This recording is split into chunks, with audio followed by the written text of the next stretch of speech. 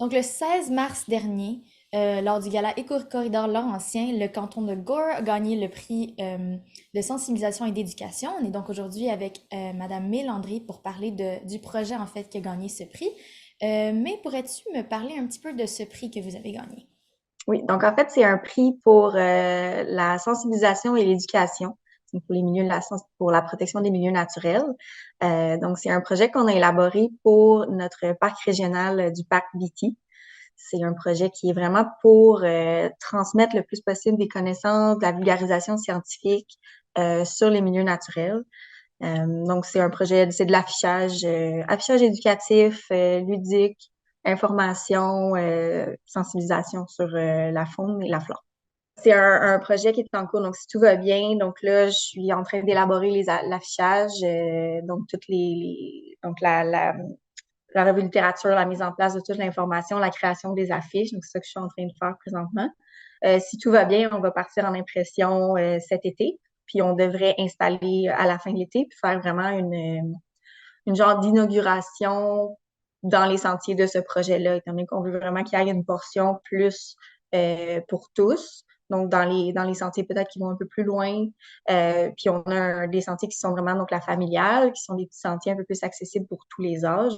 Puis, dans cette portion-là, on veut vraiment faire un genre de circuit petit explorateur qui va pouvoir vraiment un peu un détective de l'environnement. Donc, qu'est-ce que je peux observer, qu'est-ce que je peux entendre, qu'est-ce que je peux toucher autour de moi. Donc, qui vulgarise justement l'environnement et tout ça.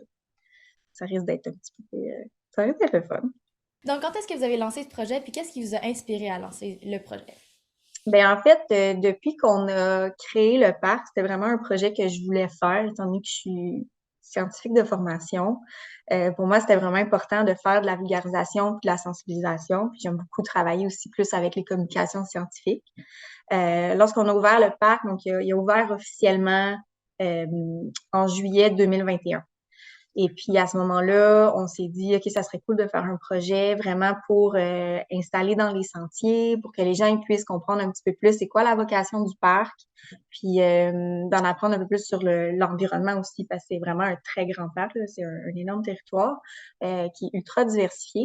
Donc, dans l'optique, nous, notre parc, c'est vraiment un parc qui a une vocation pour être rustique, euh, un accès à la nature vraiment pour tous. Fait que c'est vraiment dans cette optique-là qu'on veut faire ce projet-là, donc qui est en réalisation. Puis où est-ce que vous voyez ce projet-là aller? Par exemple, est-ce que vous avez d'autres, tu sais, des projets futurs avec ce projet une fois que l'affichage sera fait? Ben, tu sais, c'est sûr que le parc est en pleine expansion en ce moment, donc on a reçu aussi une subvention pour pouvoir installer des refuges pour faire justement du camping sauvage. Euh, donc, c'est sûr que là, on commence avec quelques panneaux d'affichage, le réseau pour les enfants, mais éventuellement, j'aimerais vraiment ça en faire plus.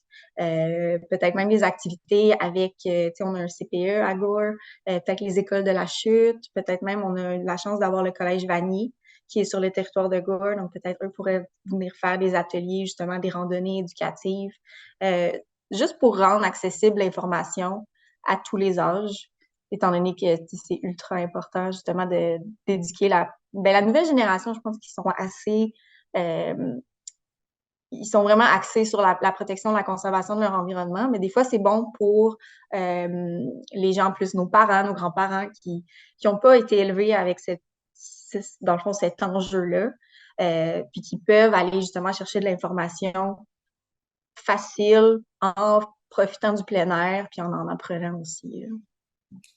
Ben justement, pourquoi est-ce que c'est aussi important de vulgariser l'information là-dessus? Puis comment est-ce que ça s'insère dans un but de conservation de l'environnement?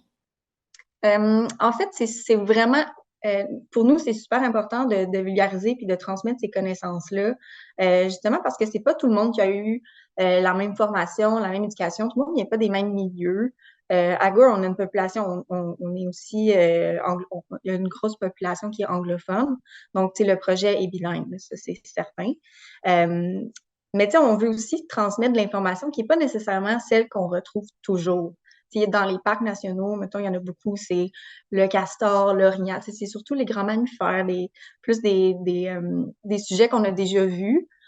étant donné que ben moi je suis microbiologiste de formation, donc je voulais m'en aller plus dans le plus petit. Qu'est-ce qu'on ne voit pas, qu'est-ce qu'on ne parle pas normalement. Donc c'est plus d'apprendre les interactions, tu sais, notre environnement, comment ça fonctionne ensemble, qu'est-ce que c'est vraiment l'équilibre entre le microscopique et la grande faune.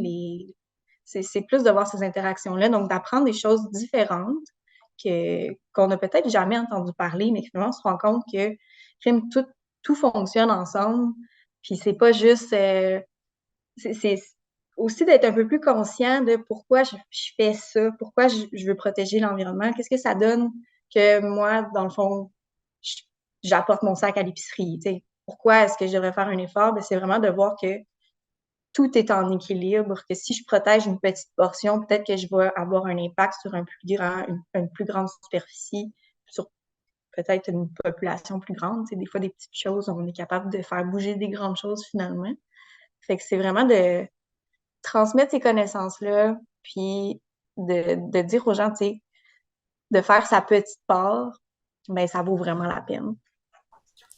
Puis pour terminer, est-ce que vous avez d'autres projets qui s'en viennent en fait en relation avec la conservation de la nature?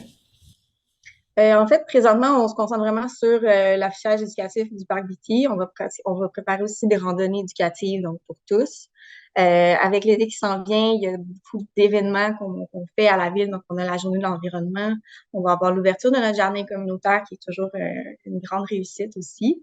Des randonnées qui sont organisées. On a la chance d'avoir des super rangers qui travaillent au parc, qui font des cours de survie, de l'identification de champignons. Euh, on a fait aussi des randonnées pleine lune. Donc, c'est vraiment de découvrir le territoire puis de voir qu'il n'y a pas seulement un sentier. C'est pas seulement ça, le parc, c'est vraiment un bigger picture, dans le fond.